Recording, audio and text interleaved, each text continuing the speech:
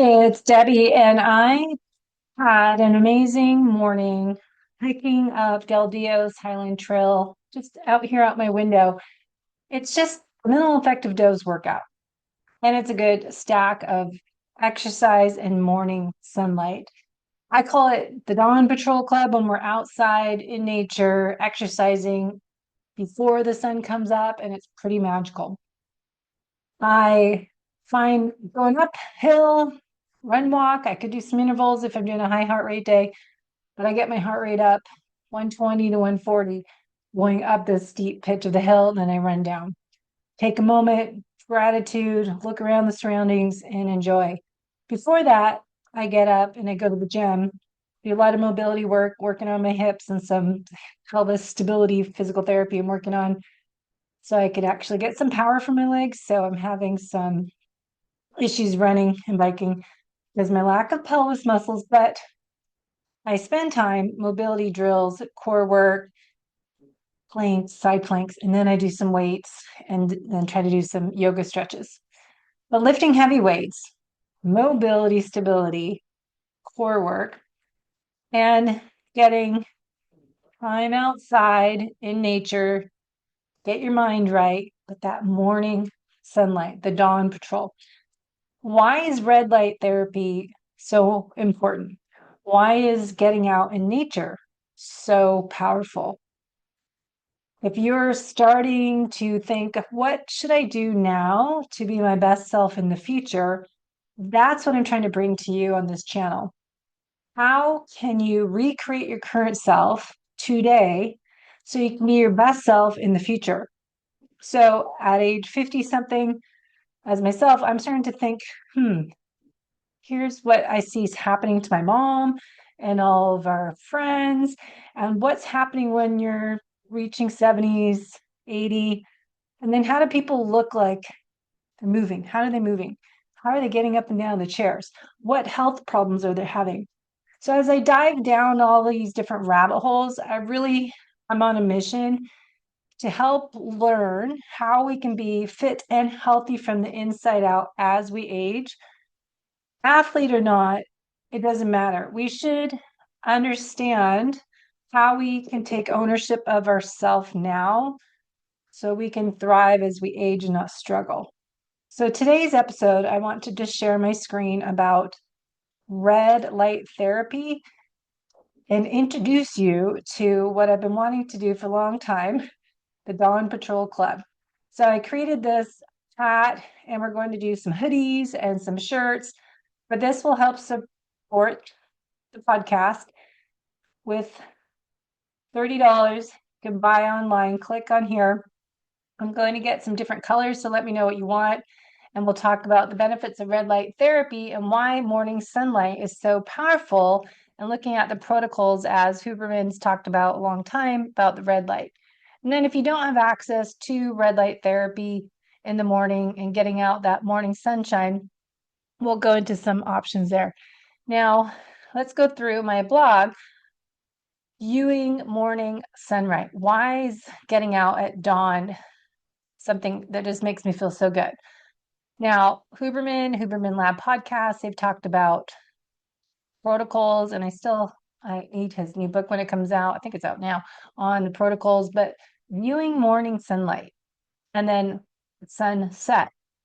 So at morning light, circadian rhythm regulation, morning sunlight exposure resets your internal biological clock. It signals your brain it's state time, suppressing the melatonin. So when we do Dutch test, we look at the melatonin to cortisol awakening response. Melatonin should be going down. Cortisol's up in the morning, then melatonin is coming up at night. Cortisol should be going down. So seeing that sunlight in the morning is really important part to start your day and to improve your sleep. So waking up, sleep-wake cycle, seeing that sunlight really helps reset your clock, especially if you're traveling. Now, alertness and energy, if I can see blue light in the morning, activate special cells in the retina, communicate with the suprachiasmatic nucleus, CSN, in the brain hypothalamus, the body's central clock. Proper light exposure early in the day helps ensure timely melatonin release in the evening. So seeing that sun in the morning helps make melatonin is what I've heard. And then when the sun sets and it gets dark, then melatonin releases in the evening. So if you're working on sleep quality, you may want to check out your sleep hygiene routine is how you start the day and how you end the day. And of course, mood enhancement. I know if I don't get outside in the morning, I realized this at Christmas when I was at my sister's and it was dark till 8 in the morning and it was pouring rain and windy and cold.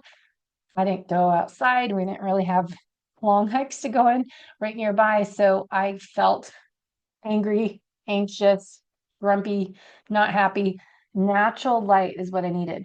So this is why when I moved from Seattle to San Diego 4.5 years ago, really we called it the quality life move, and then really discovered the Dawn Patrol 4 years ago, having that morning exercise session outside by the ocean or in the mountains. But that natural light does boost serotonin and improves mood and reduce the risk of depression and seasonal affective disorder. So if you grow up in cold, dark winters as the Northwest or the East Coast, you may find that you felt better coming to sunshine, going to Hawaii or coming to California. It really is effective to see that morning sunlight. Hormone regulation, exposure to light early in the day promotes healthy cortisol levels, peaking in the morning, tapering off towards evening. Now, what about at nighttime, dusk and sunset? So observing dimmer, warmer light at dusk helps signal the body to start producing melatonin as the sun sets. Circadian clock synchronization, exposure to sunset colors provides secondary cues to winding down, reinforcing the day-night cycle. And then reduction in blue light exposure. So by viewing natural sunset light, you help mitigate the disruptive effects of artificial blue light from the screens later in the evening. So we need to set boundaries when we're writing our ideal day out, how we start the day, how we end the day. When I'm working with clients is usually, all right, what time are you unplugging, getting off your electronic devices as your iPad, your phone, TV, and switching to more of a red light. So mechanism of action is what I was looking up. Specialized cells in the retina detect light intensity and send signals to the supraclinoid, the C, or the SC, big word, that orchestrates the release of hormones as cortisol, melatonin, and regulates the body temperature, metabolism, and alertness.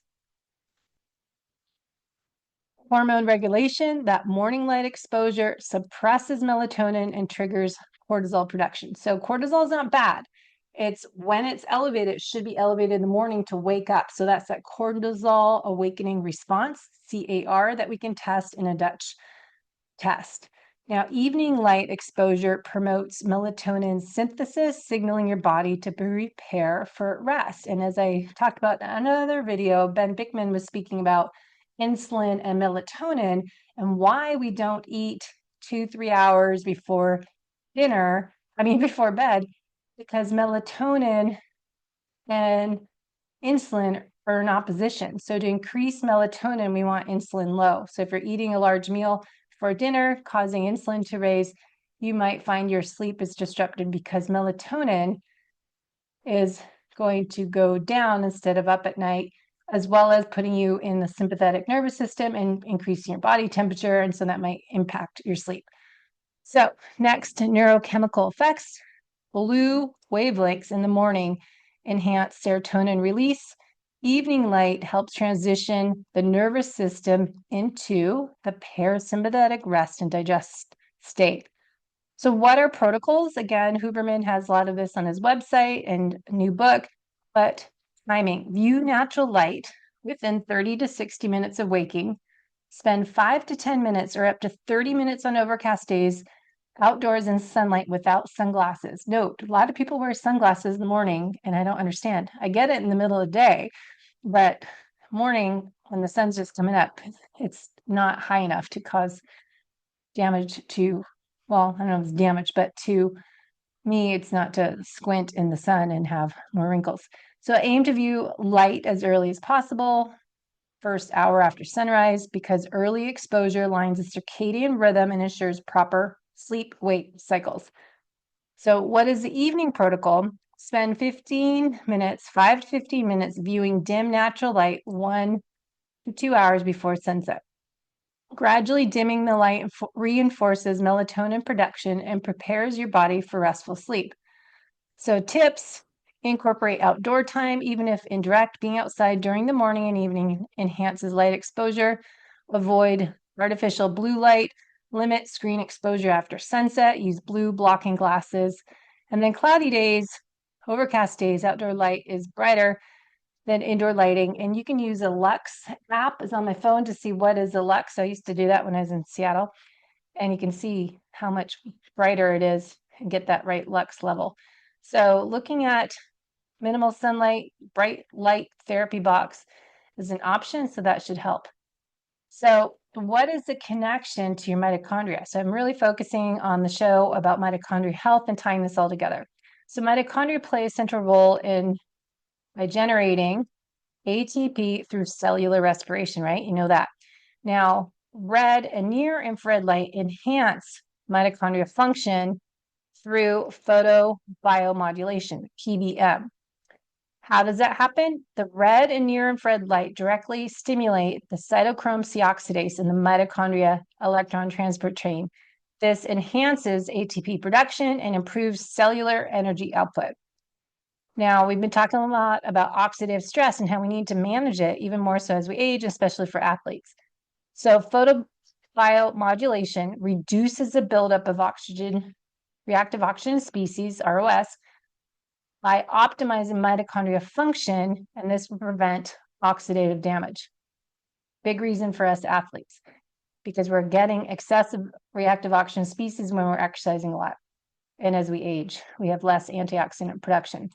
Then we have improved cellular communication, enhanced mitochondria function, improved cell signaling, energy distribution, and tissue repair. So red light therapy is helpful to mitochondria because increased ATP production supports energy processes as tissue repair, detox, and immune function. So ATP production isn't just for your exercise. Reduce oxidative stress slows mitochondria aging and dysfunction, critical for preventing chronic diseases. This is the main part of focus of the podcast, especially this year, on mitochondria health and how that's related to metabolic health, which is the next section here. So metabolic health, how is that connected to the mitochondria, and how do we tie this with red light therapy? So metabolism to the chemical process is the chemical processes that sustain life, energy production, hormone regulation, and nutrient utilization. Mitochondria are the heart of these processes, making their health vital for metabolic efficiency. So we want to improve metabolic health. How does red light tie with this? Red light therapy can improve insulin sensitivity by optimizing our mitochondrial function. This helps our cells respond better to insulin, so more insulin sensitivity. This reduces the risk of insulin resistance or being insensitive, which can lead to type 2 diabetes.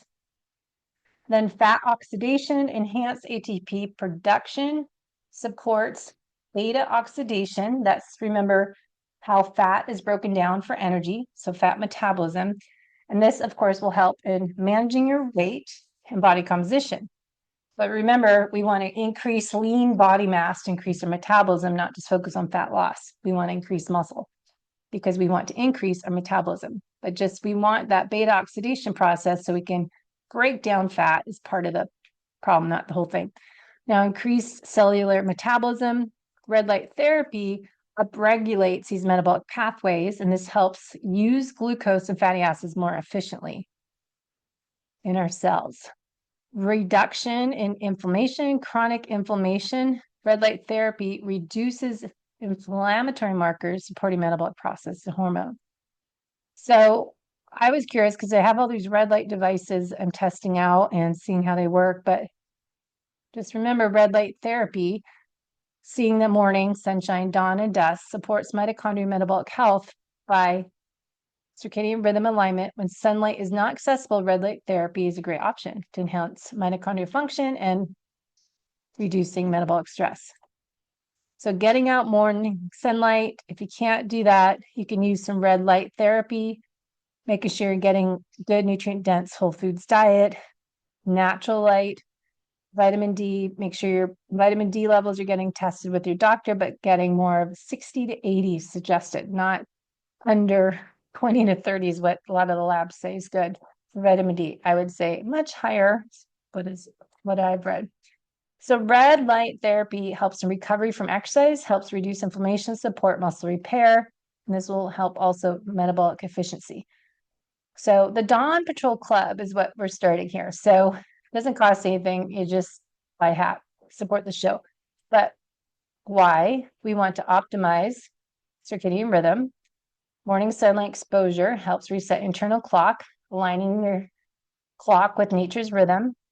Boost energy levels, improve sleep quality by regulating cortisol, melatonin, elevate mood, mental clarity, because sunrise light triggers the release of serotonin. This enhances your mood and your focus throughout the day, helps you get the best day ever. Reduction of risk for seasonal affective disorder, boosting overall happiness. You might feel more productive. When I exercise in the morning compared to when I don't wake up and do something, I just don't operate.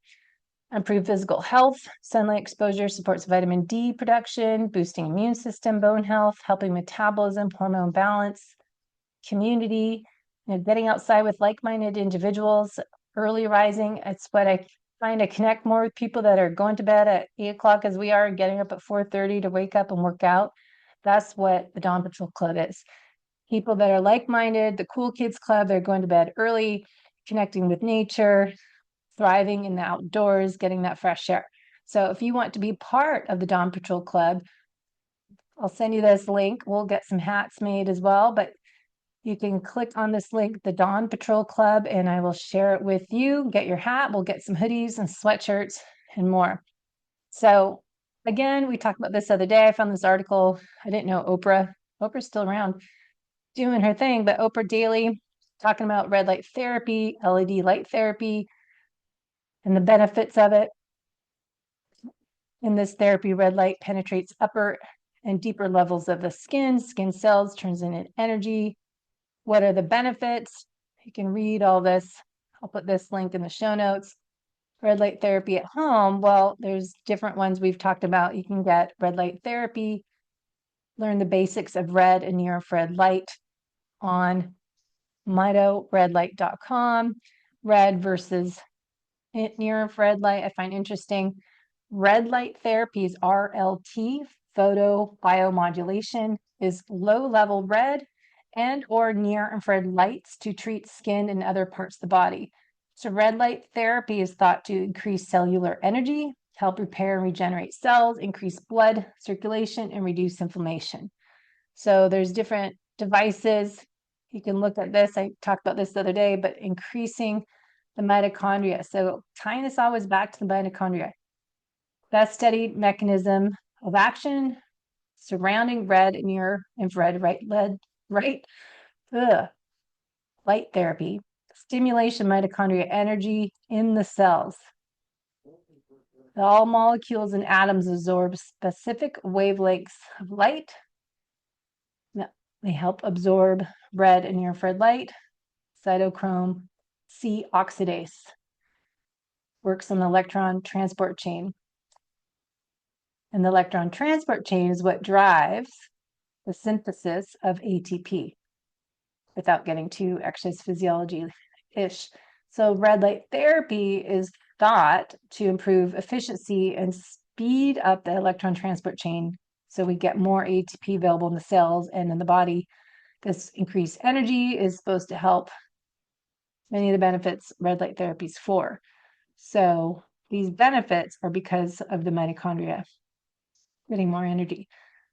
The other thing I just am testing out, I got this Mito red light lamp, portable. It just plugs in. It's only $50. I'll put the link in the show notes, but how does this work and when to use it is what I was playing with. So you can read the data on Amazon. and how this red light lamp works to other programs. So I can't put this on my face unless I put some goggles on. So I'd look at having some goggles, Mito red light red glasses, eye protection. So $13. But if you're going to be wearing or putting it against your face, you want to wear these goggles. Other articles I've shared before on the red light mask. I have higher dose mask, but the concept of that. And then Therasage. Everyone always has 20% off. So I always suggest looking at discount codes first. So Coach Debbie Potts is what you can use on these products to get a discount. But this is something that came up when I clicked on Therasage, infrared light therapy, new approach to dementia. That's 2021. So looking at infrared light as treatment for brain conditions was fascinating to me as I'm trying to avoid this cognitive decline.